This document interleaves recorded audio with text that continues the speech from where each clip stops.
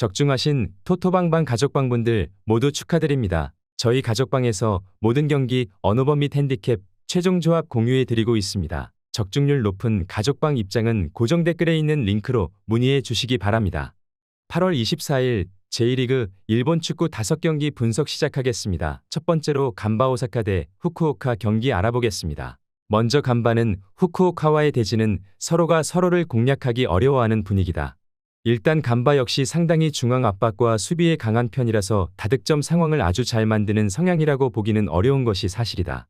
결국 상대가 올라와 주면서 이를 끊고 카운터로 이어가는 것을 목표로 삼아야 하나 후쿠오카는 낮은 라인을 구축하는 것으로 응수를 하는 편이다. 실제로 리그에서도 마치다 같은 수비적인 흐름의 팀을 만나서는 공격력이 잘 터지지 않았다. 이번 경기에서도 득점력을 기대하기에는 어려울 것으로 보는 것이 좋겠다. 이어서 후쿠오카는 리그에서 가장 낮은 라인을 구축하는 팀이라고 할 수 있을 것이다. 철저하게 저득점 승부를 하면서 수비적인 강점을 두드러지게 나타내는 팀이다. 특히 히로시마를 상대로도 비기는 등 많은 슈팅에도 버티는 능력은 출중한 편이다. 다만 공격에서의 흐름이 썩 좋지 못한 것도 사실은 사실이다. 이 대진에서는 서로가 수비적으로 나서는 경우가 많다. 때문에 승리를 거두는 팀도 2골 차이 이상의 스코어를 벌리기는 어려웠던 모습이다. 최근 오전에서도 승자가 2골 차이의 승리를 거둔 경우는 한 번도 없었다. 두 팀이 모두 수비적으로 움직이는 편이고 승자가 나온다고 하더라도 1골 차이의 신승 양상이 되는 경우가 많은 게 사실이다. 특히 공격적으로 두 팀이 무언가 만들기는 어려울 가능성이 매우 높다고 보는 편이 합당할 것으로 보인다. 무승부를 추천합니다. 두 번째로 교토상가 대 FC 도쿄 경기 알아보겠습니다. 먼저 교토는 기본적으로 라인을 아주 올리고 승부하는 성향이라고 할 수 있겠다. 특히 상대와의 다득점 승부를 즐기는 편인데 지난 리그에서의 세레소전에서도 오픈한 전개의 연속으로 승리를 거두는 모습을 보여주기도 했다. 대신 교토가 상대에게 틈이나 공간을 자주 내주다 보니 수비가 강한 상대로는 공격이 막히면서 오히려 불리한 흐름으로 가게 되는 경우가 많다. 예전 1레벨에서 앞설 수 있는 상황이라면 몰라도 도쿄를 상대로는 시즌 초나 말을 제외하면 별다른 장점을 보여주지는 못하는 편이다. 특히 도쿄의 카운터가 상당히 부담스러울 수 있을 것이다. 이어서 도쿄는 감독이 상당히 공격적인 승부를 선호하는 편이나 사실 수비를 먼저 하고 공격은 카운터로 날리는 식의 운영이 더욱 짤통하는 편이다. 특히 이 상황에서는 전진할 때의 약점인 측면 공간을 내주지 않는 장점도 보여주고 있는 모습이다. 물론 최근 득점력은 너무 아쉽다. 가와사키전에서는 패배를 기록했는데 당시에도 공격적인 스탯은 가와사키를 앞섰다. 하지만 유효 슈팅에서 밀려버리면서 결국 효율을 내지 못했는데 도쿄가 딱 하나 밀린 스탯은 유효 슈팅의 양이었다. 참고로 최근 4경기에서 1골만 기록 중인 모습이기도 하다. 저득점 양상의 도쿄 근소 우위 정도를 기대해보고 있는 상황이다. 일단 교토가 아주 높은 공격성을 보여줄 가능성이 높은데 이 상황에서 도쿄가 가는 카운터로 상성에서 밀리는 형국을 자주 보여주는 모습이다. 그나마 도쿄가 최근 득점력이 난조에 시달리는 상황이 짙어 도쿄가 아주 유리한 상황까지는 아니라고 본다. FC 도쿄 승리를 추천합니다. 핸디 언어버 및 최종 조합 받아보실 수 있는 가족방 입장 방법 알려드리겠습니다. 먼저 영상 하단의 댓글을 클릭해 주세요. 두 번째로 댓글 속 가족방 링크를 클릭해 주세요. 마지막으로 채팅 참여하기 누르신 후 메시지 주시고 답장 기다려 주시면 가족방 입장 도움드리도록 하겠습니다. 그럼 분석 이어가 보도록 하겠습니다. 세 번째로 쇼난 벨마레 대 나고야 경기 알아보겠습니다. 먼저 쇼난은 최근에는 다시 수비가 롤백한 것이 아쉬울 것으로 보인다. 호조를 이어가던 상황에서는 전방 압박으로 상대의 전개를 억제하는 것으로 다른 모습을 보여주기도 했는데 지난 2경기에서는 역습 상황에 강한 가시와와 간바에게 다실점을 허용하는 모습이었다. 나고야를 상대로도 이런 특성으로 인해서 다실점 승부는 상당히 많은 편이다. 다만 쇼나는 높은 압박 기조와 기동성으로 생각보다는 기대 득점 대비 득점 효율은 상당히 좋은 편이다. 지난 대결에서도 무승부를 기록하긴 했지만 16개의 슈팅을 기록하면서 상대를 두들기는 데 집중하는 모습을 보였다. 이어서 나고야는 공격적으로 운영하는 것보다는 전체적으로 수비를 하면서 역습을 이어가는 것에 집중하는 편인데 수비적으로는 상대가 매우 공격적으로 이어가는 상황에서 약한 흐름을 선보이고 있다. 특히 상대가 슈팅을 많이 만들 수 있는 상황에서 약한 편이다.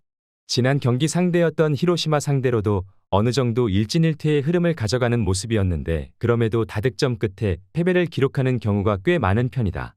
물론 주커의 한방 등 상대가 틈을 내주는 것을 자신들이 찌르는 능력치 정도는 있다고 보는 것이 옳다. 일단 시원한도 상대를 두들기는 상황을 많이 보여주고 있고 나고야 역시 많은 슈팅을 커버하지 못하고 무너지는 경우는 다수 발생하고 있다. 물론 시원한이 최근에는 역습 상황을 많이 만드는 팀에게 실점이 이어지면서 상승세를 탔던 시기와는 달리 버티는 힘이 조금은 아쉬워진 모습이다. 무승부를 추천합니다. 네 번째로 우라와 대 가와사키 경기 알아보겠습니다. 먼저 우라와는 전체적으로 가와사키를 상대로는 역습 위주의 실리를 챙기는 편이다. 이는 상대가 압박을 조직적인 공격적으로 가하기 때문인데 우라와가 후방에서의 빌드업을 성공하면 상대의 골문을 타격하는 상황을 자주 만들기는 하는 편이어도 압박에 대해서 아주 유려하게 대응하는 편은 아니다. 특히 교토와 쇼난 같은 하위권 팀들도 우라와 상대로는 높게 압박 라인을 잡고 무승부를 기록하는 등 상성상 공격적인 흐름을 잡아가는 팀에게는 압도적인 전적을 가지고 가지 못하고 있다.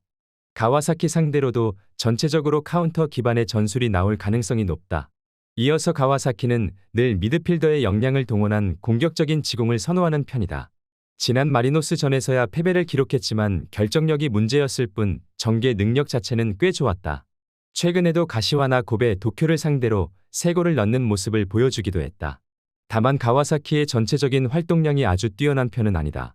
따라서 상대가 간결하게 플레이를 하면서 배우를 노리면 그대로 실점하는 상황이 나오는 경우가 다수 나오기도 한다. 실제로 간바나 마치다 같이 중원에서의 압박과 카운터를 잘하는 팀들에게는 리그에서도 패하는 경우가 다수 발생하는 모습이다. 전체적으로 우라와가 가와사키 상대로는 카운터를 잘 사용하는 편이다. 가와사키의 활동량이 적고 배우 공간이 아주 넓은 것이 사실이다. 다만 전방 압박을 강하게 가하는 상황에서는 우라와도 후방에서의 문제가 생기는 편이다. 특히 가와사키의 공격 능력이 최근 하락세라고 보기는 어렵기도 하다. 가와사키 승리를 추천합니다. 핸디 언어버 및 최종 조합 받아보실 수 있는 가족방 입장 방법 알려드리겠습니다.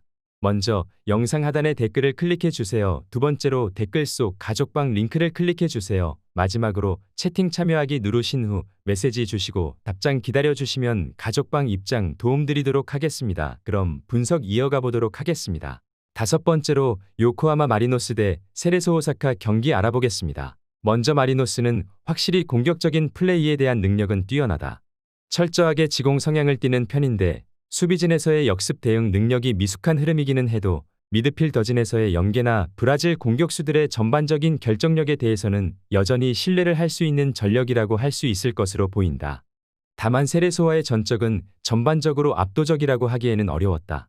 화력보다는 실점 커버에 문제가 생기면서 비기거나 한 골 차이로 지는 패턴이 자주 보였던 모습이다. 지난 경기에서도 불안한 구석이 없지는 않았다. 이어서 세레소 오사카는 원톱의 기량과 득점력에 크게 의존한다는 문제는 있다.